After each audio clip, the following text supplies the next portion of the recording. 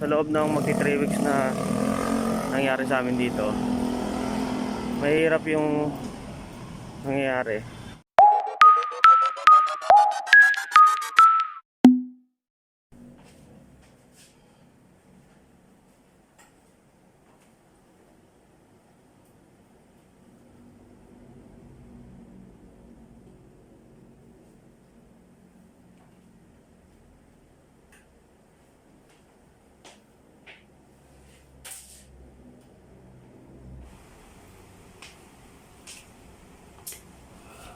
Time check guys, 4:15 ngayon, Friday ba? Hindi ko na namamalayan yung araw.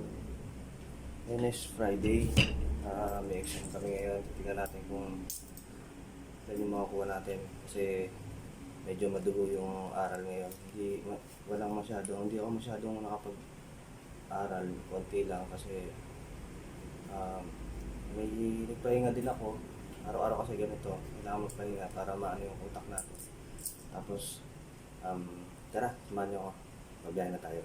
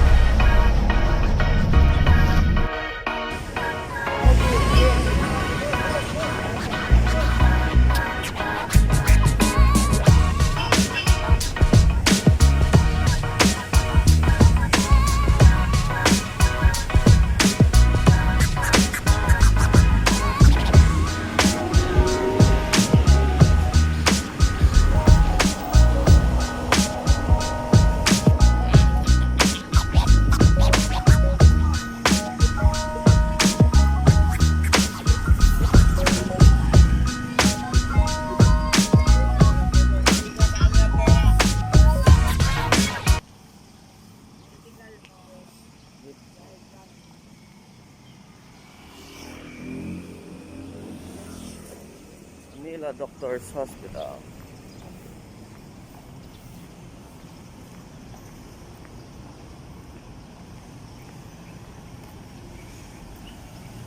Welcome to United Nations.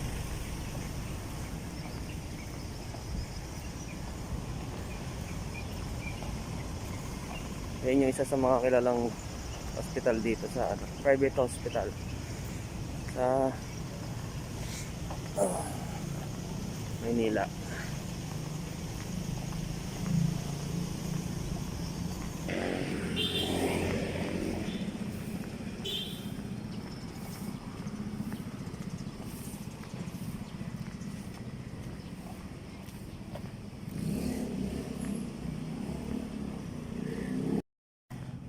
Share ko lang guys, yung sa loob ng magti 3 weeks na nangyari sa amin dito, mahirap yung nangyayari kasi araw-araw ka magbiyahe, magastos, pero kahit mahirap, masaya din kasi alam mo yung part na iniisip mo na natututo ka, doon palang bawi na kami, natututo na kami na alam mo sa bandang huli kami rin yung makikinabang. Ganun yung masayang part. Saka yung aral namin, hindi lang basta aral, may banding din kami ng kasama ko. So ayun yung pinakamasayang part, nagbabanding kami, pero matututo rin at the same time kasi sa bandang huli kami rin makikinabang nito eh. Hindi kami magmumukhang walang alam dun sa pupuntahan namin. Kaya tsaga-tsaga lang. Nasa Mabini na kami. Nasa Mabini na ako ngayon. Malapit na ako.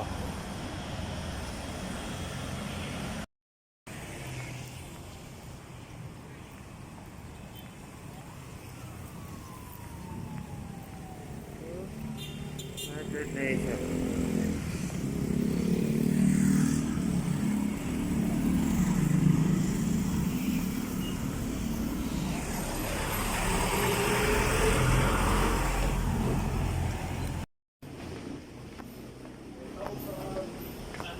Ohayou gozaimasu.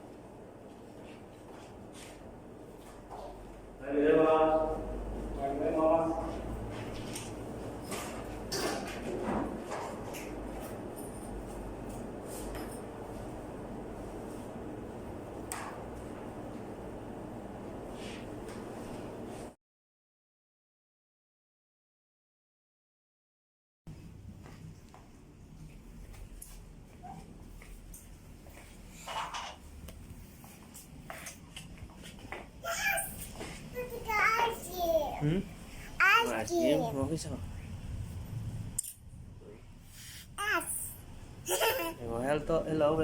Welcome to my vlog. Hello, Ito, how tingin. to make my life? My name is Chris. Ayun guys, nandito na ako sa bahay.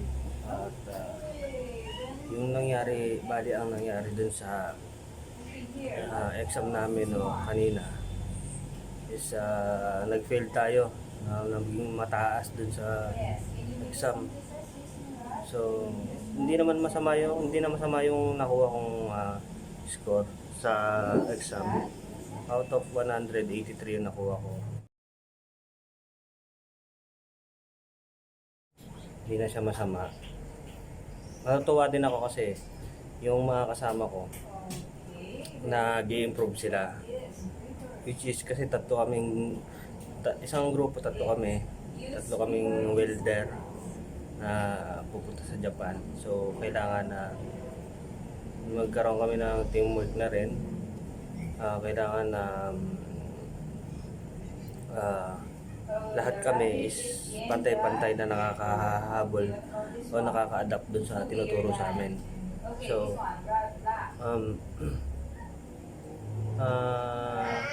hindi man ako naging mataas. Hindi naman kailangan lagi ako mataas eh. Ang pinakamahalaga dun is dun sa mga points na nagkakamali ako o yung mga times na nagkakamali ako is natututo ako kung ano yung pagkakamali. Yun dapat ang pinakamahalaga. At hindi na siya masama kasi hindi katulad nung una, zero knowledge talaga tayo sa ni Hongo. At ngayon, masasabi ko na natuto talaga ako. Hindi man ako ganun kagaling sa ngayon, pero I will make sure na pagpunta ko doon, mas lalo ko pang gagalingan, mas mag-i-improve ako, mag-level up ako. Ayun yung mindset ko pagdating sa Nihongo language. Hindi siya madali, hindi rin siya sobrang hirap. Kung gusto mo talaga matuto, sabi ko nga, kung gusto mo, may paraan. So, sa mga katulad ko na nagbabalak mag-abroad, especially sa Japan, tulad ko, nagtsatsaga ako. Kasi alam ko lahat ng paghihirap namin ng pamilya ko, ng paghihirap ko dito, is mapapawi din. So, worthy rin siya. So, bago ko tapusin tong video na to, iiwan ko nga pala yung word of the day natin today. Yoroshiku onegaishimasu. Ulitin ko. Yoroshiku onegaishimasu. Meaning, pleased to meet you. Okay, maraming salamat ulit sa mga nakapanood ng videos. Sana dumami yung subscriber natin. Maraming salamat po. At sana samahan niyo po ako ngayon muli sa aking journey. Kung magsasucess ba ako o hindi. Muli po sa lahat po ng welder dyan na mabuhay po tayong lahat at God bless.